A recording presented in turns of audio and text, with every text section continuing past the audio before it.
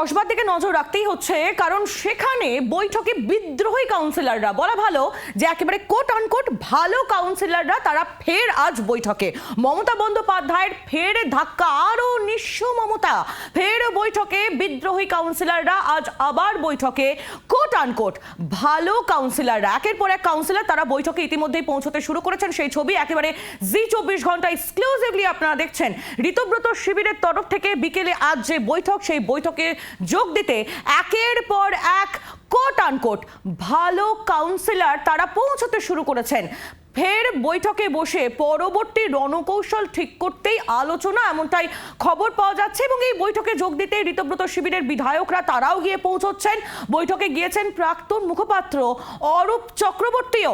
ছবি তুলে ধরছি আপনাদের সামনে। একের পর এক কাউন্সিলররা, বিদ্রোহী কাউন্সিলররা তারা বৈঠকে পৌঁছচ্ছেন মমতা বন্দ্যোপাধ্যায়কে আরো নিঃস্ব করে দিয়ে, আরো একা করে দিয়ে, আরো জোর ধাক্কা দিয়ে। একেবারে এক্সক্লুসিভলি সেই ছবি তুলে ধরছি আপনাদের সামনে। আজ কসবায় এই বৈঠক, বিদ্রোহী শিবিরের বৈঠক।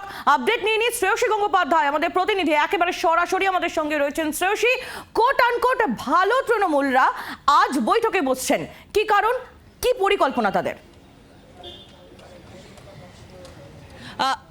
দেখো, তোমাকে দেখাই যে এই মুহূর্তে যেখানে আমি রয়েছি, এখানে কিন্তু স্পষ্টত ব্যানার টাঙানো রয়েছে যে all India Trinamool Congress KSC ex councillors meet 2026। এবং তুমি দেখতে পাচ্ছ যে এখানে তৃণমূলের একেবারে লোগো দেওয়া রয়েছে এবং সেখানে কিন্তু ইতিমধ্যেই কিন্তু একাধিক কাউন্সিলর তারা আসতে শুরু করে দিয়েছেন। এবং এই বৈঠকে মূলত জাভেদ খান, সন্দীপন সাহার নেতৃত্বে কিন্তু কার্যত এই বৈঠক হতে চলেছে। এবং তোমাকে জানিয়ে রাখি যে ইতিমধ্যেই কিন্তু একাধিক কাউন্সিলর, যার মধ্যে অবশ্যই অরূপ চক্রবর্তী অন্যতম, তারা কিন্তু ঢুকতে শুরু করেছেন। এবং সেক্ষেত্রে বিভিন্ন ক্ষেত্রে আমরা যেটা দেখতে পাচ্ছি যে এই জায়গাটা, এই যে ব্যাংকোয়েটটা রয়েছে, এইখানেই কিন্তু কার্যত ভেতরে এই বৈঠকটার আয়োজন করা হয়েছে। কিন্তু খুব উল্লেখযোগ্য বিষয় সেটা হচ্ছে যে বেশিরভাগ কাউন্সিলরকেই কিন্তু যারা ঢুকছেন তারা কিন্তু তাদের আইডেন্টিটি ডিসক্লোজ যাতে না হয় সেই রকম একটা অদ্ভুত একটা পরিকল্পনা করছেন। অনেককেই আমরা দেখলাম, কেউ সেই করোনার সময় যেরকম মাস্ক পরে পড়া হতো, ঠিক সেরকম কেউ কেউ মাস্ক পরে ঢুকছেন।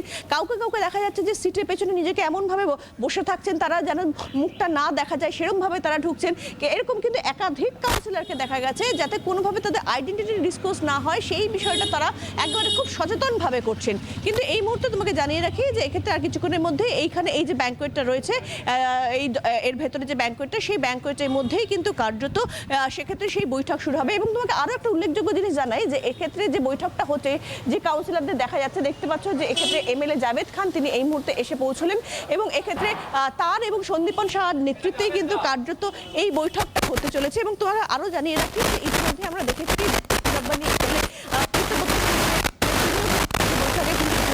উপস্থিত হয়েছেন। এবং তোমাকে যেটা এটাও জানিয়ে রাখি যে আর কিছুক্ষণের মধ্যেই সেটা শুরু হতে চলেছে। এবং এক্ষেত্রে তোমাকে এটা বলি যে এক্ষেত্রে দেখতেই পেলে যে জাভেদ খান তিনি এলেন এক্ষেত্রে। এবং যেটা জানা যাচ্ছে এটা তারই এলাকা, সেই এলাকাতেই কিন্তু কার্যত এই বৈঠকটা হচ্ছে, এই অর্থাৎ এই যে প্রপার্টিটা যেখানে বৈঠকটা হবে সেটা কিন্তু তারই জায়গা। ফলে কার্যত এই বৈঠক আর কিছু একেবারে আর কিছুক্ষণের মধ্যে এই বৈঠক শুরু হবে। এবং সেই বৈঠকের থেকে কি নির্যাস উঠে আসে সেদিকে অবশ্যই আমাদেরও নজর থাকবে। তুমিও নজর রাখো। ধন্যবাদ তোমায়। বাংলার আওয়াজ, বাঙালির আবেগ, জি24 ঘন্টা।